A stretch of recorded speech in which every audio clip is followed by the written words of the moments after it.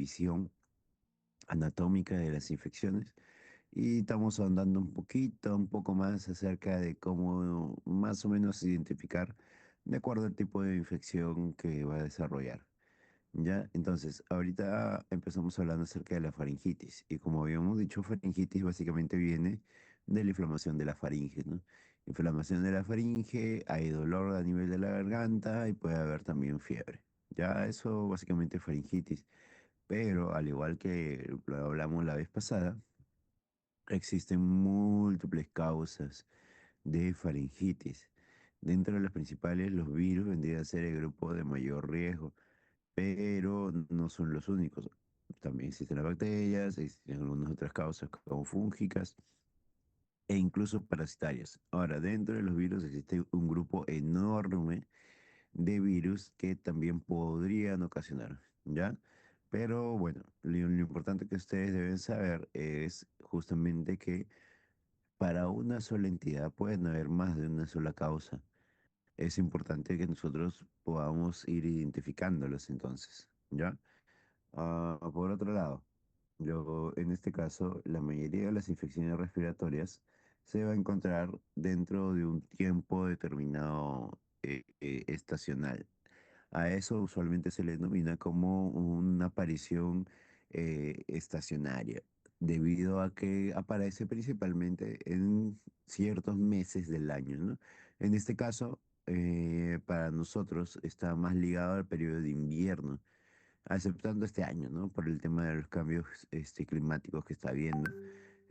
Pero usualmente aparece a partir de los meses de abril, mayo, junio, que son las temporadas de mayor invierno como tal, ¿ya? Las causas más frecuentes de infecciones respiratorias de tipo faringitis, como ya dijimos, es viral, la mayoría de ellos.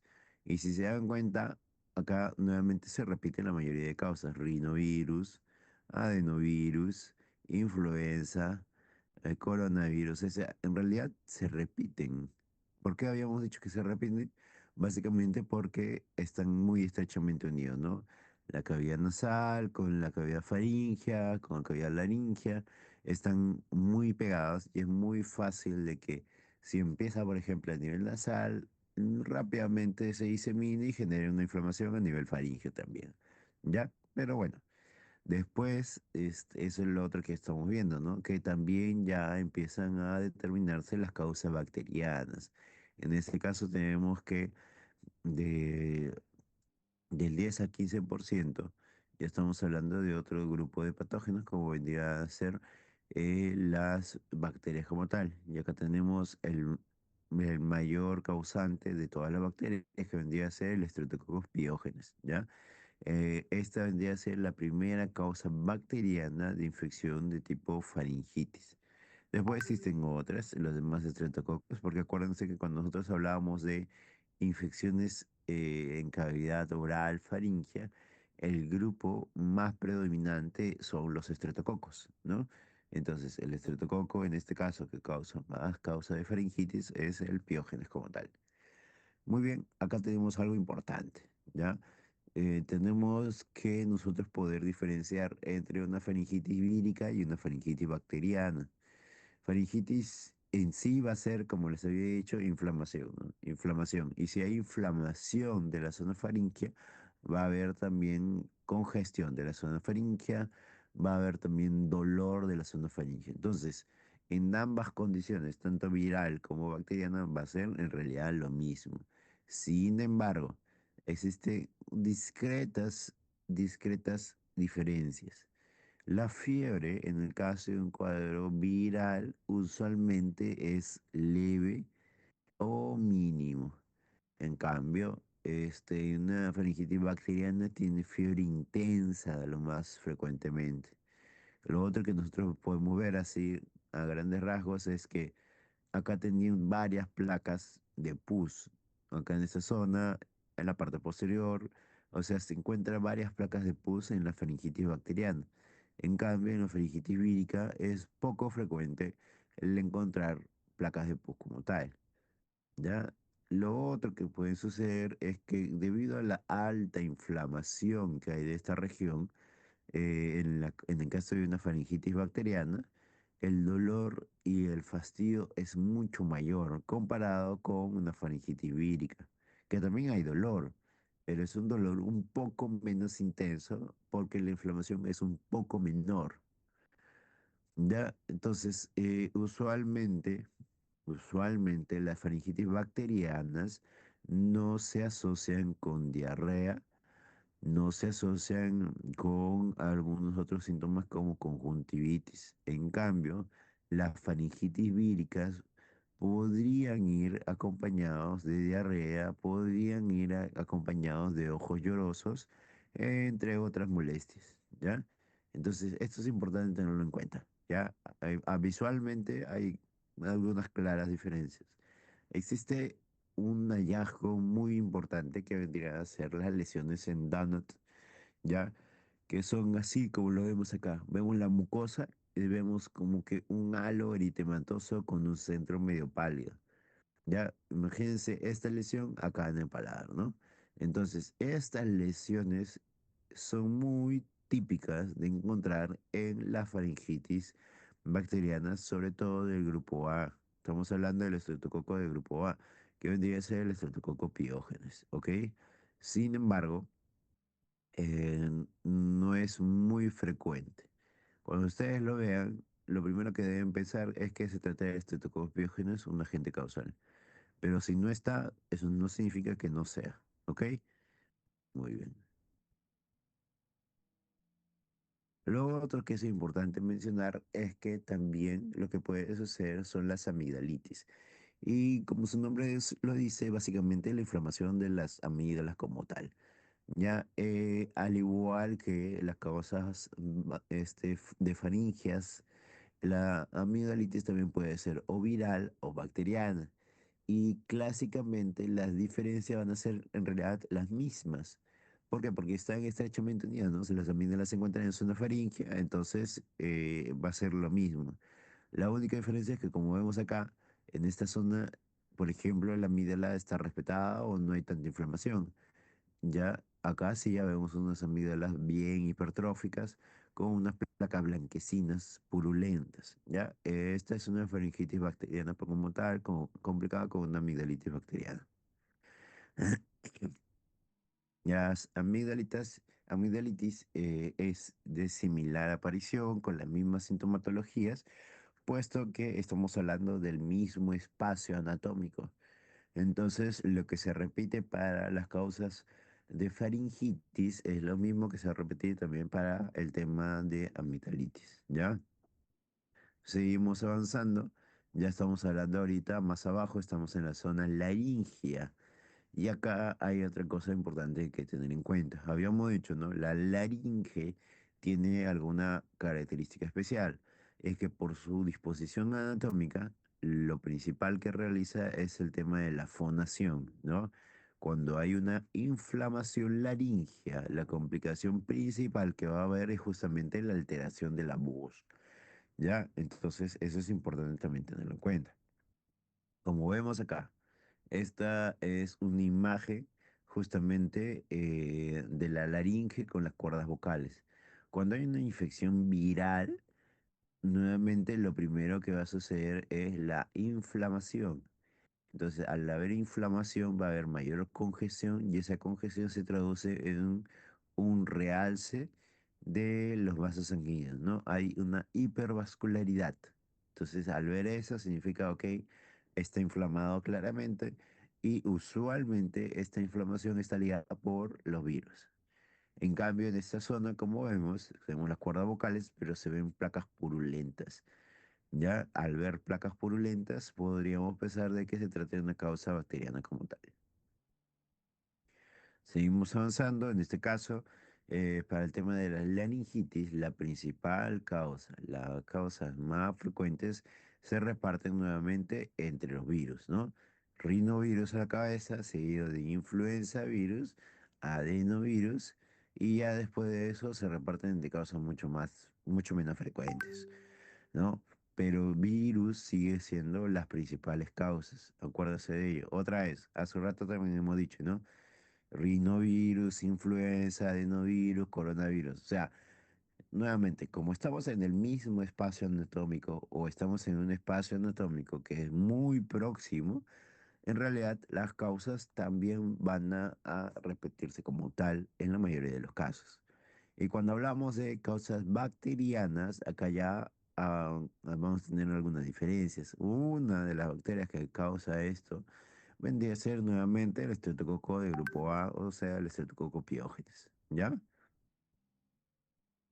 Muy bien, entonces hasta acá se hace la división anatómica para todo lo que vendría a ser las infecciones de tracto respiratorio alto, las cuales, como habíamos dicho, usualmente se repiten entre las causas. La sintomatología va a variar un poquito de acuerdo al área anatómica al cual se encuentra afectado, pero vamos a ver que podrían ir incluso acompañados mucho de ellos, ¿no? Una persona que tiene una rinitis va a tener o posiblemente pueda tener también una faringitis, a la par podría también tener una amigdalitis y podría complicarse también con una laringitis. O sea, puede tener más de una sola cosa en realidad los pacientes, puesto que todas estas zonas están muy pegadas.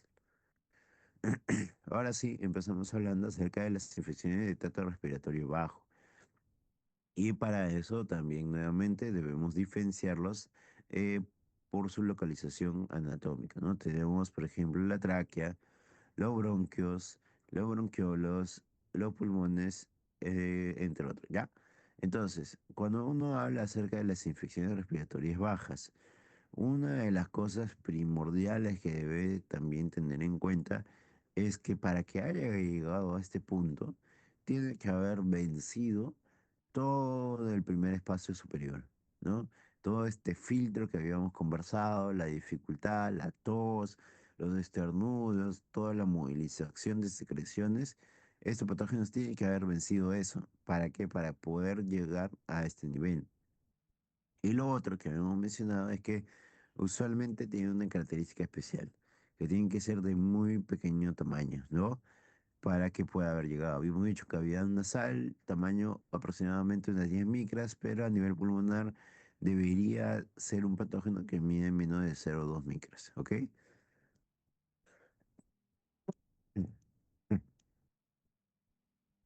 Acá nosotros estamos viendo algo que es una realidad para nosotros que hemos vivido, ¿no? El tema de una enfermedad denominada como COVID-19, en la cual nuevamente se trata de una infección viral, pero que su localización principal ha sido a nivel pulmonar y por eso causaba dificultades, ¿no? La necesidad en ese momento era mayor de oxígeno, puesto que a nivel alveolar lo que sucede es el intercambio gaseoso. Entonces, nosotros acá tenemos los sacos alveolares y deberían ser delgados para permitir la rápida difusión del oxígeno entre el ambiente y los capilares como tal. Sin embargo, cuando esto se inflama ocurren dos cosas. La primera es que la membrana de los sacos alveolares se engruesa, ¿sí? Se forma una gruesa capa de los sacos alveolares y lo otro es que hay un exudado a nivel interno de los sacos alveolares. Entonces, ambas cosas crean dificultad para que justamente el oxígeno difunda, ¿no? El oxígeno no va a poder difundir a nivel del exudado que hay, no va a poder difundir fácilmente a través de esa membrana engrosada. Ahora, acá hay un tema importante. Cuando hablamos de neumonía, neumonía es una entidad clínica importantísima y de mucho impacto a nivel hospitalario. Ya es por eso que las neumonías clínicamente se van a dividir en tres grandes grupos. Neumonías que van a ser adquiridas en la comunidad, o sea, fuera del hospital. Neumonías hospitalarias que básicamente son aquellas que se han adquirido dentro del hospital y las neumonías asociadas a ciertos dispositivos como el ventilador mecánico. Para esto, ¿qué es lo que nosotros debemos tener en cuenta? Para empezar, una que ha sido adquirida en la comunidad es básicamente que la persona se infectó fuera del hospital y llegó por neumonía al hospital, ¿ya? Pero para ser bien exactos, podemos darle un tiempo de máximo unas 48 horas. ¿Qué es lo que sucede? O sea, yo, por ejemplo, el día de hoy puedo estar con tos, con resfriado, con todo. Y puedo estar empezando a desarrollar una neumonía. Pero hoy me hospitalicen y todavía no tengo clínicamente una neumonía, pero me hospitalizan por otra cosa.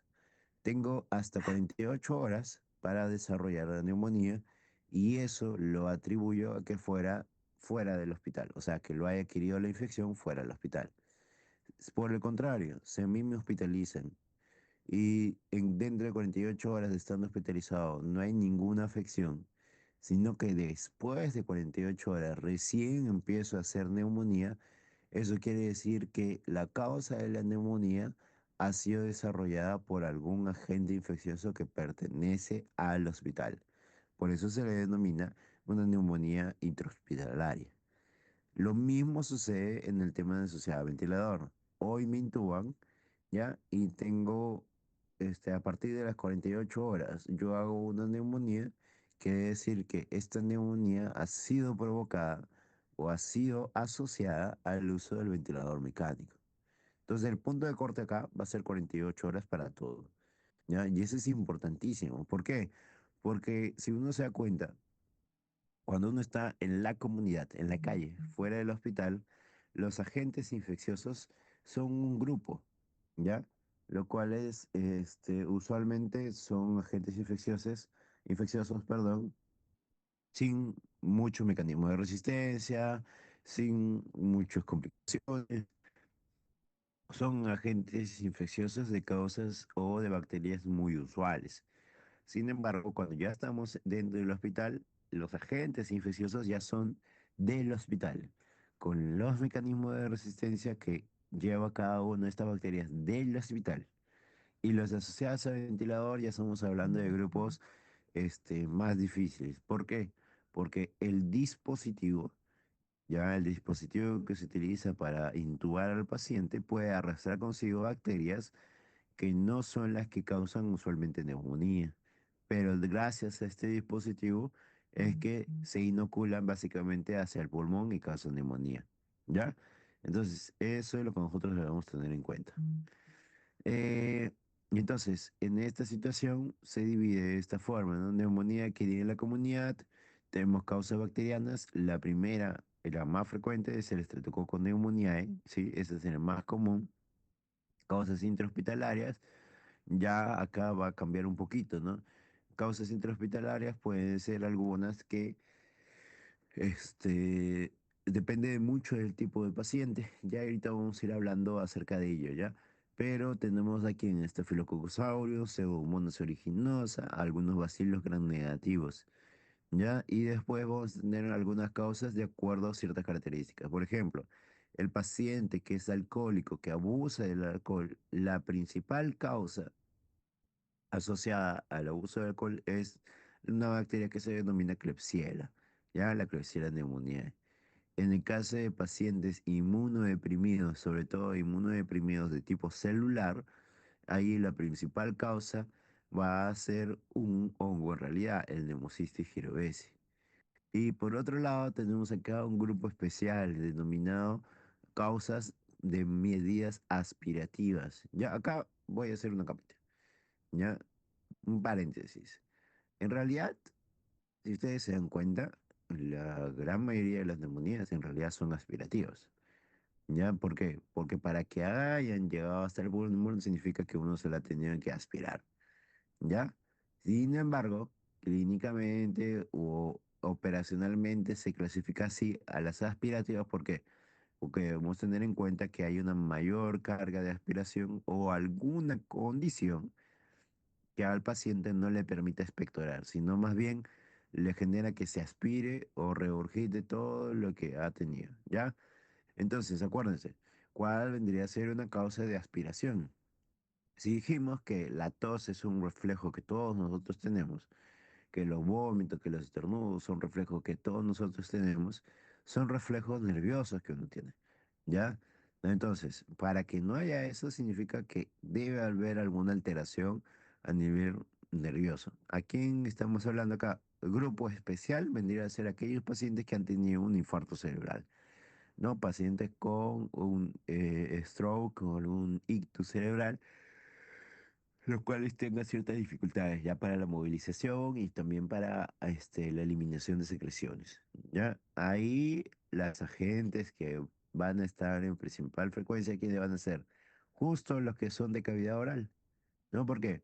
Porque ya habíamos dicho, tenemos bacterias en la boca y como esta persona no lo puede botar porque no puede toser, se lo traga y llega a ser pulmón.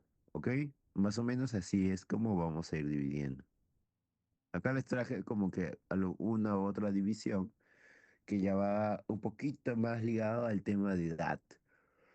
Y esto es importante, ¿ya? Esto es importante porque la edad también influye en el grupo bacteriano o grupo infeccioso que uno va adquiriendo. Porque imagínense, ¿no? Cuando uno habla de neonatos o bueno, bebés que han nacido y que tienen menos de un mes, la mayoría de los patógenos que va a adquirir son o están relacionados a lo que ha adquirido de la mamá. Acuérdense, ¿por qué? Porque estos van a salir de canal vaginal. Entonces, en el canal vaginal existen también ciertos grupos de bacterias. Ejemplo de ella, ¿quién tenemos? Al Streptococcus agalactiae. Entonces el bebé va a salir y si desarrolla neumonía en ese periodo de tiempo, muy probablemente sea el Streptococcus agalactiae que ha adquirido de la mamá. También la Escherichia coli, ya es otro de las bacterias que también se puede encontrar muy cerca del canal vaginal y que por ese motivo el bebé lo puede encontrar. Después tenemos en el periodo de 1 a 3 meses. Acá la situación cambia un poco. ¿Por qué? Porque ya deja de ser las bacterias que adquirió de la mamá y entran a tallar los patógenos que adquiere del ambiente. Y estos patógenos que adquiere del ambiente por el contacto con otras personas enfermas, usualmente son virales, ¿no? Tenemos el virus sincitial respiratorio, otros virus respiratorios como los coronavirus, los adenovirus, entre otros, ¿ya? Después, entre los 3 al año de vida, ya el bebé es un poco más grande. Y acá entran a tallar, aparte de las causas virales, ya las causas bacterianas, pero causas bacterianas típicas de todo el mundo, ¿no? ¿Por qué motivo? Porque justamente ya las personas entran a visitarlo, ya lo van a ver más, entre otros, ¿no? Entonces ahí está que el Streptococcus pneumoniae, el Haemophilus influenza, entre otros. Ya entra a tallar otro grupo bacteriano. Y ya después, mientras va avanzando, vamos viendo que las causas virales van siendo un poquito menor y ya las causas bacterianas entran a tallar un poquito más con fuerza. ¿Ya? Entonces, esto es importante. De acá ya hemos mencionado los grupos especiales, ¿no? La asociado a ventilador, paciente inmunosuprimido de tipo celular como el VIH. Ahora, el aire acondicionado también condiciona a cierto tipo de infecciones. Esto lo vamos a ver luego. Pero, por ejemplo, la legionela neumofilia está muy relacionada al tema de los aires acondicionados, ¿ya? Muy bien, ahora sí, sigamos. Ok, ustedes van a encontrar otro tipo de clasificación en relación a neumonía. Bueno, esta es una nueva clasificación que había salido hace 2 años aproximadamente, ¿ya? ¿Por qué motivo? Porque antes se decía, así coloquialmente, una neumonía típica y una neumonía atípica, ¿ya? Ese era el término usual, característico que se utilizaba, pero acá ya entramos a dificultades, ¿no? ¿Por qué? Porque lo atípico, entre comillas, ya llega a ser típico y lo típico ya pasa a ser atípico. Entonces, ahí hay como que confusiones, dificultades para poder entender, sobre todo porque los grupos poblacionales van cambiando y sus respuestas inmunes también van cambiando. Entonces, actualmente la clasificación que se utiliza es neumonía por gérmenes típicos y neumonía por gérmenes atípicos. Es diferente, ¿ya? Porque los gérmenes típicos se va a denominar aquellas que son las causas más frecuentes de neumonía. Y a la cabeza, ¿quién tenemos? Por ejemplo, tenemos acá a la Streptococcus pneumoniae, ¿ok? y luego del Haemophilus influenza. Y la neumonía por gérmenes atípicos van a ser aquellos que típicamente no causan neumonía en la población adulta, pero que en ciertas circunstancias podría suceder. Ejemplo, tenemos al virus sincitial respiratorio, al adenovirus, microplasma, clamidia y legionela. Ahora, acá hay algunas características clínicas también que nos pueden ayudar a identificarlos. Típicamente, los gérmenes típicos causan una neumonía de un inicio brusco, ¿sí? Apenas se instauran, rápidamente hay un deterioro clínico, hay fiebre, el paciente se encuentra mal, hay dolor costal, este, hay tos con expectoración, hay leucocitosis y hay una gran elevación de PCR.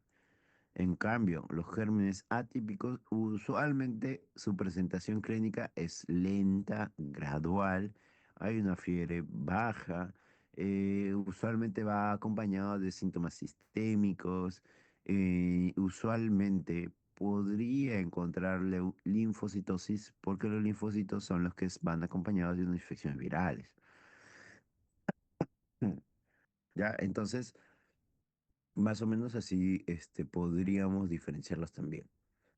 Acá está la otra situación. La otra situación que yo les había dicho, siempre que nosotros tengamos una infección o alguna enfermedad, tenemos que buscar las causas o los factores relacionados para que una persona desarrolle esta condición. Dentro de ello tenemos los factores para neumonía. Y acá hay algo importantísimo. Lo principal y a la cabeza que ustedes deben recordar son los mecanismos de defensas para infecciones respiratorias. Ya habíamos dicho, la primera línea de defensa es aquella que es mecánica, como la tos, como los estornudos, como la movilización de secreciones. Pero si esto se encuentra alterado, lamentablemente no va a haber estos mecanismos.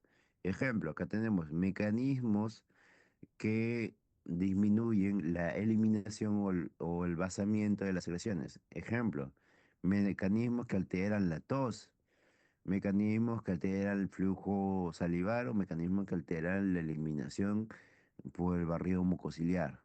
Ya tenemos pacientes que tienen ACV, pacientes que han tenido alguna lesión a nivel del sistema nervioso central, entre otros. Después tenemos mecanismos que alteran el sistema inmune, como las causas de inmunosupresión, como el uso de corticoides, alguna enfermedad neoplásica, entre otros, como la edad también, ¿ya? Entonces, ya habiendo entendido cómo funciona todo, determinar los factores de riesgo también es un poquito más sencillo, ¿ya?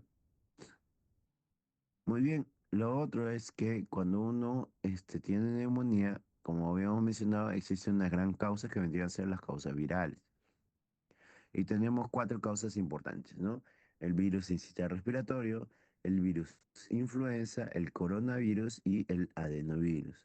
Para que uno adquiera cualquiera de estas infecciones, debe haber presencia de los factores de riesgo y debe haber algún tipo de aspiración para que pueda llegar al pulmón, ¿no? Significa que sobrepasado todos los primeros mecanismos de defensa y después llega a nivel pulmonar. Cuando llega a nivel alveolar, ahí comienza a desencadenar una reacción inflamatoria. Por un lado, hay una respuesta sistémica con fiebre, escalofríos, leucocitosis y PCR alto, pero por otro lado, lo que va a generar es un aumento del fluido o de la secreción a nivel de sacroiliar. Y si hay un aumento de eso, lo que va a disminuir es el intercambio gaseoso, o sea, va a haber una hipoxemia. Pero adicional, si nosotros juntáramos todos los alvéolos que se han llenado de líquido, el líquido a nivel radiográfico lo que va a generar son imágenes tipo blancas, o sea, consolidaciones a nivel pulmonar. Y lo otro que también va a suceder es que este líquido no va a permitir que uno ventile de manera adecuada. Entonces lo que va a generar es que el paciente tosa y va a generar que elimine una expectoración. ¿Ya? Entonces, Esto vendría a ser los mecanismos por los cuales los virus generan neumonía con toda la sintomatología que lleva consigo. Para hacer el diagnóstico, nosotros debemos tener en cuenta lo siguiente. Deben haber criterios clínicos, pero también debe de haber criterios imagenológicos. Los tres principales criterios clínicos para sospechar de una neumonía es dolor en el pecho al respirar o al toser, tos que puede ir acompañado de una expectoración y dificultad para respirar. Eso vendría a ser los tres más importantes. Puede haber fiebre, puede haber fatiga, puede haber confusión, etcétera, entre otros, pero los tres principales vendrían a ser esto, más una lesión pulmonar a nivel radiográfico, ¿ya? Como lo vemos acá. En esta radiografía que tenemos acá al lado izquierdo, ya vemos el campo pulmonar que se encuentra en el parénquima izquierdo, está dentro de lo normal, pero el campo pulmonar del lado derecho tenemos acá una línea divisoria y vemos que todo este territorio está de una coloración media blanquecina, o sea, es radio opaco. Y se ve como si fuese un algodón dentro de esto. ¿Ya por qué motivo? Porque ha desarrollado una neumonía justamente lobar. En este lado, en el lado derecho, vemos una radiografía de las mismas características, ¿no? Tenemos ambos campos pulmonares, pero ya vemos que hay parchados en ambos campos, ¿no? Acá vemos un parche, otro parche, otro parche, otro parche, otro parche, otro parche. Vamos a ver parches blanquecinos intersticiales en ambos campos pulmonares, lo cual también es ligado con una neumonía. Pero, ¿cuál es la diferencia? Se dice que las bacterias usualmente no se distribuyen muy rápido en las regiones anatómicas. Usualmente se quedan localizados en un espacio. Entonces, acá tenemos una neumonía localizada, lobar. Podría ser desarrollada por una etiología bacteriana. Pero en este lado de acá, tenemos lesiones en ambos campos pulmonares y que son difusos. Eso usualmente es por tipo de virus, ¿ya? Porque el virus llega, pero se disemina al toque, rápido. Entonces puede causar daño en ambos campos, ¿ya? Para hacer el diagnóstico, acá ya hay algunas cosas que debemos tener en cuenta. Primero, para hacer el diagnóstico de una causa viral, lo que nosotros tenemos que ver es detectar directamente o detectar indirectamente al agente, ¿ya? Como es un virus, no lo podemos cultivar. Existen cultivos virales, sí, pero no es lo más económico, ¿ya? Entonces, podemos hacer pruebas moleculares como PCR, podemos detectar el antígeno del virus a través de una prueba antigénica, luego podemos hacer también serología para la detección de los anticuerpos, ¿ya? Y son las mismas cosas que se hizo durante el periodo de COVID, ¿no? Hemos hecho que detección de anticuerpos a través de las gotitas de sangre, habíamos hecho también hisopados nasales para la detección del antígeno y también para la detección de PCR, ¿ya? Esos son los grupos de pruebas que se utilizan para una infección viral respiratoria. Muy bien, no sé si tuvieran alguna duda en relación a esto. A ver, déjamelo saber, por favor.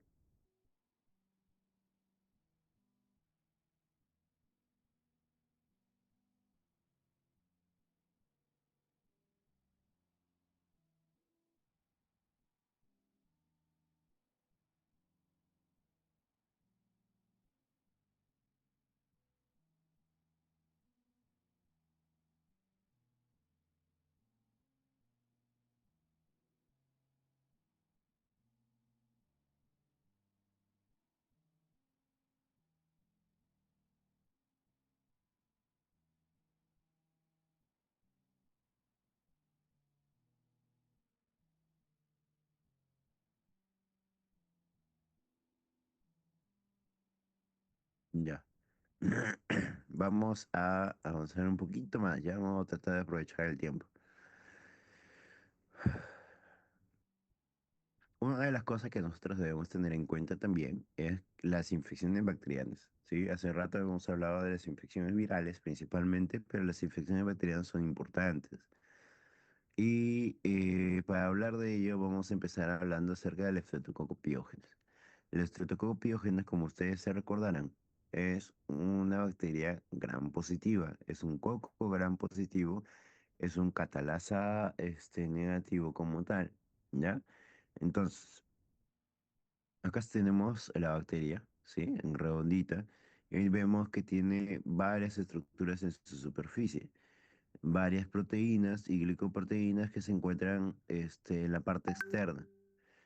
Ah, acá entra a tallar un tema muy importante que habíamos conversado en varias oportunidades, que vendrían a ser los factores de virulencia. Los factores de virulencia van a ser todas aquellas características que le permitan a la bacteria generar daño y sobrevivir, ¿ya?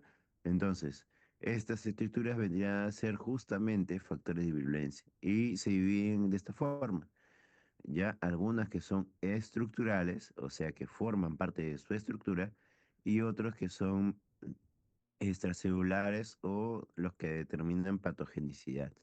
¿Ya? Los estructurales se van a dividir en dos, algunos que son básicamente de adherencia y otros que van a inhibir la fagocitosis, son antifagocitarios.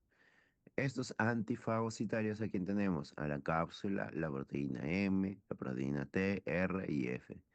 Y las de adherencia básicamente son los ácidos lipotetoicos o las fibras. Por otro lado, tenemos aquellos que van a generar daño directamente. Y ahí tenemos a la hemolicina o también llamada streptolicina S, la heptolicina O y la toxina pirógena o eritrogénica. De este ya hemos conversado, ya se deben haber acordado, que va a ser aquella que genere la escarlatina. En cambio, los otros dos básicamente van a ser aquellos que lo que van a generar es una lesión de las células leucocitarias. O sea, las células leucocitarias lo que van a tratar es de eliminar a este estreptococo. Pero justo estos mecanismos van a generar que estos leucocitos que vienen a salvar van a ser eliminados o dañados. ¿Ya? Ya. Acá, bueno, esta ya es la parte, lo leen, por favor. El estreptococo piógeno es cómo es que va a suceder. Usualmente nosotros tenemos, como habíamos dicho, bacterias depositadas en algunas zonas geográficas del cuerpo, ¿no? A nivel de la nasofaringe puede estar colonizado y esto va a generar que lo tengamos ahí sin generar daño. Ya se une a la superficie mucosa y se encuentra en esa zona. Sin embargo, cuando entramos en una etapa de inflamación con daño de mucosa, ya sea por un agente viral o por alguna otra causa, lo que va a suceder es que comienza a sus factores de virulencia van a comenzar a adherirse y van a comenzar a generar una inflamación de la mucosa. Entonces, esta inflamación de la mucosa va a generar de que hay un mayor recapturamiento de neutrófilos, pero la cápsula, la presencia de las estructuras que habíamos mencionado hace unos minutos van a evitar que las bacterias sean fagocitadas. Y por el contrario, van a comenzar a multiplicarse en esa región que estábamos mencionando, que vendría a ser la vía respiratoria. Posterior a ello, va a existir un mayor invasión y justamente gracias a la hialuronidasa. La hialuronidasa lo que va a generar es que la matriz extracelular de las mucosas sean eliminadas y gracias a esa eliminación es que la bacteria va a seguir ingresando. ¿Ya? O sea, todos los factores de virulencia que tiene la bacteria le va a permitir generar inflamación y comenzar a invadir las mucosas y generar daño a nivel de la mucosa. ¿Con qué objetivo? Justamente con el objetivo de generar mayor inflamación y generar un mayor reproducción de la bacteria. Entonces, cuando uno quiere hacer el diagnóstico para identificar justamente esta bacteria, lo que se tiene que hacer es lo que ya hicimos el siglo pasado.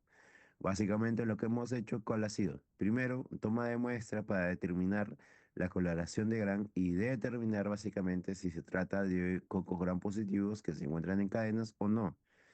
Y el gol estándar va a ser justamente el cultivo. El cultivo nos va a permitir a nosotros identificar. ¿no? Porque acuérdense, ¿qué es lo que nosotros hemos hecho, no? Hemos hecho el hisopado, hemos visto la tinción y hemos visto la bacteria, pero no hemos podido saber si se trata de un estafilococos, de qué tipo de estreptococos, hasta que hemos cultivado. Una vez cultivado, es que hemos podido recién hacer los test, ¿no? Las pruebas, hemos podido hacer también los discos de difusión, entre otros. Entonces, esta característica es gracias al cultivo como tal. El Streptococcus pneumoniae es otra bacteria de gran importancia, como hemos mencionado. También es un coco gran positivo que se encuentra en cadena. Usualmente lo vamos a encontrar en parejas, como en diplococos, ¿no? Acá lo encontramos pegados uno con otro, ¿ya? Eso es lo más típico. Ahora, el Streptococcus pneumoniae, así como lo vemos en pantalla, también porta consigo una gran cantidad de factores de virulencia, ¿ya? Tiene varias estructuras en su superficie que forman parte de la estructura como tal de la bacteria, pero también vamos a encontrar varios componentes que son liberados en forma de toxinas extracelulares o en formas de enzimas que van a ayudarle a la bacteria también a sobrevivir. Ahora, acá hay un tema especial con el Streptococcus pneumoniae. Al igual que el Streptococcus piógenes, este también puede colonizar y típicamente coloniza a nivel nasal. Entonces vemos acá, tenemos acá el epitelio nasal mucoso con su superficie y la mucosidad, y acá tenemos al Streptococcus pneumoniae dispuesto en su superficie. Pero cuando es un periodo de colonización no genera ningún tipo de daño ni nada por el estilo. Sin embargo, ¿qué es lo que sucede? Después, cuando hay alguna inflamación local a nivel nasal, por ejemplo, secundario a un virus, lo que va a generar es que se debiliten estas células de la zona mucosa. Entonces la bacteria comienza a aprovechar y comienza a ingresar para generar daño, ¿ya? Entonces es ahí cuando ya hay un, una congestión nasal con secreción nasal. Ahí comienza a haber una invasión del Streptococcus pneumoniae y va a comenzar a ingresar a distintas regiones. Primero, va a generar un esparzamiento local y puede desarrollar lo que vendría a ser una infección del oído medio, una otitis media. Lo otro que puede desarrollar es aspiración, como habíamos dicho. Y si se aspira, ¿qué va a suceder? Neumonía. Lo otro que puede suceder es que llega al torrente sanguíneo y ahí desarrolla una bacteriemia. Y si ya se encuentra en la sangre, puede llegar a distintos puntos. Uno de los puntos más importantes es cuando llega al sistema nervioso central, causando una meningitis. Ya, el estreptococo neumonía es importante, entonces. El estreptococo neumonía, como lo habíamos dicho, vamos a tener algunas condiciones en que la persona es portador, ya porta consigo o está colonizado.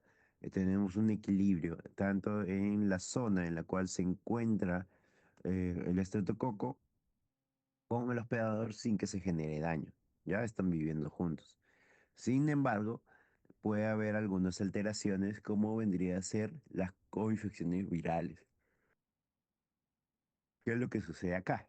Lo que sucede es que el virus ingresa a las células de la mucosa y comienza a generar inflamación. Esta inflamación va a alterar todo, altera la función de las células, altera el tema del movimiento ciliar, altera la secreción mucoide. Al final todo esto va a generar Sí, que la bacteria aproveche, ya. ¿ya? Y al aprovechar va a comenzar a ingresar a generar mayor daño a nivel local, a nivel de la mucosa. ¿Ya? Lo otro es que los neutrófilos cuando llegan, lo que van a generar es inflamación, ¿no? ¿Y esto por qué? Porque secretan algunas sustancias inflamatorias y esto va a llevar a que la mucosa que se encuentra en este nivel sea alterado también. Entonces es importante tenerlo en cuenta. Por otro lado, ya lo que nuestro cuerpo realiza también es la segregación de inmunoglobulinas, o sea, anticuerpos. los cuales van a llegar a nivel mucoso y van a generar un bloqueo justamente de las bacterias que se encuentran ahí, ¿no? Las inmunoglobulinas lo que van a hacer es reconocer, comienzan a reconocer a las bacterias y comienzan a aglomerarse, comienza a inactivarlas y también a eliminarlas. Entonces, como habíamos dicho, el Staphylococcus pneumoniae lo vamos a encontrar a nivel nasal, ¿no? Entra el epitelio nasofaringio y comienza a generar una respuesta inflamatoria. Al haber una respuesta inflamatoria, lo que va a generar es que ingrese e invada distintos órganos. Cuando se encuentra a nivel pulmonar, ya la cápsula del Streptococcus pneumoniae va a inhibir que la fagocitosis, ¿sí? Esta cápsula le va a proteger y va a proteger justamente para que no haya una eliminación de la bacteria, ya sea por los macrófagos o los monocitos. Por otro lado, ¿sí? Al causar inflamación, esta bacteria lo que va a hacer justamente va a comenzar a invadir los distintos epitelios, como vendría a ser la barrera hematoencefálica. Entonces, al invadir o superar esta barrera, puede llegar al sistema nervioso central, causando inflamación neuronal, ¿no? A eso se le denomina como una meningitis. Cuando llega al nivel pulmonar, ya acá nosotros vemos un saco alveolar, todo bonito. Por el lado izquierdo es lo normal. Vemos que no hay exudado, vemos un macrófago alveolar, vemos un flujo normal de sangre. Sin embargo, cuando llega el estreptococo a nivel alveolar, comienza a reproducirse, pero también comienza a generar una reacción inflamatoria local. Al generar reacción inflamatoria, lo primero que sucede es que comienza a jalar a todos los leucocitos hacia ese nivel, ¿no? Hay un recapturamiento de los leucocitos, ¿no? Vienen los neutrófilos, hay mayor secreción, hay mayor inflamación local, ¿ya? Entonces, estamos acá en el saco alveolar, y acá tenemos los estreptococos y están comenzando a liberar sustancias inflamatorias. Y como vemos, acá hay mayor líquido, hay una mayor secreción. Entonces, lo que va a suceder es que de la sangre comiencen a migrar los neutrófilos para tratar de eliminar acá al Streptococcus pneumoniae. Pero el Streptococcus pneumoniae aprovecha esta debilidad de la inflamación para pasarse directamente a la sangre y así causa una bacteriemia como tal. Todos estos mecanismos que hemos mencionado van a estar mediados por distintos factores de virulencia. O sea que el Streptococcus pneumoniae también tiene un arsenal grande de factores de virulencia, ya que algunos son más importantes que otros. Ya los más importantes vendrían a ser, por ejemplo, la cápsula, las proteínas de superficie, entre otros, ¿ya? Entonces van revisando los más importantes como tal. Los factores de riesgo en realidad van a ser similares a los que ya hemos conversado antes, ¿no? La edad va a estar ahí relacionada, el hecho de que un paciente tenga cierto grado de inmunosupresión, de que tenga debilidades para barramiento ciliar, para la eliminación o la expectoración de las secreciones. Tenemos otro agente, ya hemos pasado a otro grupo que vendría a ser la Legionela neumófila. Y esto es importante, ¿no? Porque hace un rato también lo hemos mencionado. Este ya es diferente, no es un gran positivo, ya estamos hablando de un gran negativo. Y usualmente es intracelular. Ya tenemos entonces unos bacilos gram negativos que no son entéricos, ¿ya? Ahí está la legionela. Como vemos en imagen, ¿sí? Acá, ¿qué es lo que vemos, no? Vemos acá un estanque de agua, vemos acá una regadera, vemos una fuente de agua y vemos también los sistemas de aire acondicionado. ¿Qué es lo que pasa? Que la legionela es una de las bacterias que le gusta mucho la humedad. Vive y crece y se almacena en zonas húmedas. Es por eso que típicamente se desarrolla en estas fuentes de un circuito cerrado. Las zonas de aire acondicionado, los saunas, las piletas, ahí es donde se deposita. Como el agua está dando vueltas solamente ahí, La bacteria crece normalmente y se reproduce normalmente solamente en ese espacio. ¿A quiénes afecta? Justo a las personas que se ponen en contacto con estas estructuras. Porque al liberarse, por ejemplo, el aire por el agua por el aire acondicionado, la persona entra en contacto y la aspira. Entonces, vemos que la legionela se deposita en una gota de agua y ahí va creciendo. Se dice que existen algunas amebas que permiten el crecimiento de la legionela. Ya, entonces, ¿qué es lo que sucede? Justo en estas gotas de agua también se encuentran estas amebas de vida libre. Y la legionela se mete y comienza a desarrollarse ahí. Pero cuando se aeroliza, esta legionela sale y uno se lo aspira. Y por ese motivo es que pueda llegar a nivel pulmonar. ¿Ya? Entonces, el factor de riesgo básicamente va a ser la exposición a aguas que tengan un circuito cerrado y en el cual la legionela probablemente pueda sobrevivir. ¿Ya? La legionela puede desarrollar dos entidades clínicas descritas. Ya, la legionela es una enfermedad importante, pero es una enfermedad que ha sido más descrita en otras áreas geográficas como en Estados Unidos. Ya, sin embargo, eso no significa que nosotros no lo tengamos, simplemente es que es un poquito más frecuente. Y hay dos enfermedades clínicamente descritas. La fiebre de Pontiac, que es una enfermedad sistémica, hay malestar, hay dolor de cuerpo, entre otras cosas, y la neumonía por legionela, que básicamente es la infección pulmonar. ¿Ya? Todo esto, la fiebre de Pontiac es una característica clínica sistémica y la neumonía es básicamente la afección pulmonar por legionela. Entonces, las causas bacterianas en realidad son varias. No lo estamos repitiendo todas porque muchas de estas ya las hemos conversado. Pero de entre las que conocemos ya, el Streptococcus pneumoniae es el diplococo gram positivo, sí, que ya hemos visto antes, es un alfa hemolítico. La Haemophilus influenza vendría a ser otra de las bacterias que también causan neumonía, que es importante que lo tengamos en cuenta. El Staphylococcus aureus, un coco gran positivo en racimo, catalasa positivo, oxidasa, perdón, coagulasa positivo también y así sucesivamente las demás causas bacterianas. Pero para llegar a hacer el diagnóstico, lo que nosotros tenemos que hacer, que es la tinción de Gram, el cultivo y las pruebas de sensibilidad de acuerdo a lo que hemos visto que se desarrolle, ¿no?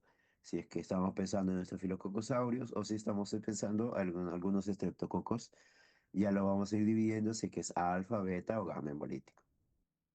Existen otros métodos, ya, debido a que esta enfermedad es de alto impacto, tenemos otros métodos que son importantes, ¿no? Como el uso del PCR, el uso de las pruebas rápidas, el uso de la inmunofluorescencia, ¿ya?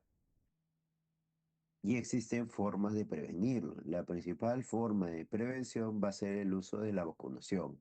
¿Sí? La vacuna, como ya habíamos conversado, es de vital importancia para evitar infecciones respiratorias.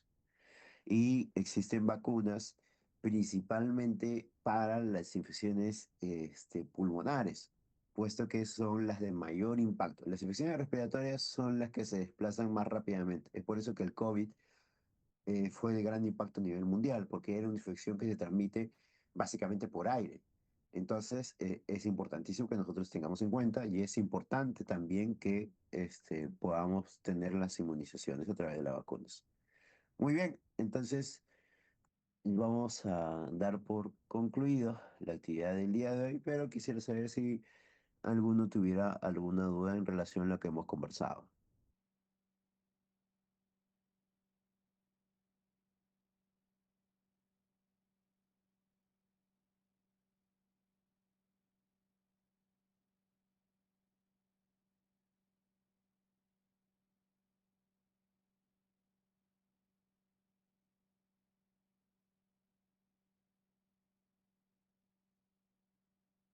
Bueno, si es que no hay ninguna duda, entonces nos estamos viendo la siguiente semana. Chicos, cuídense mucho, ya me estoy poniendo en contacto con los delegados, ¿sí? Cuídense, nos estamos viendo.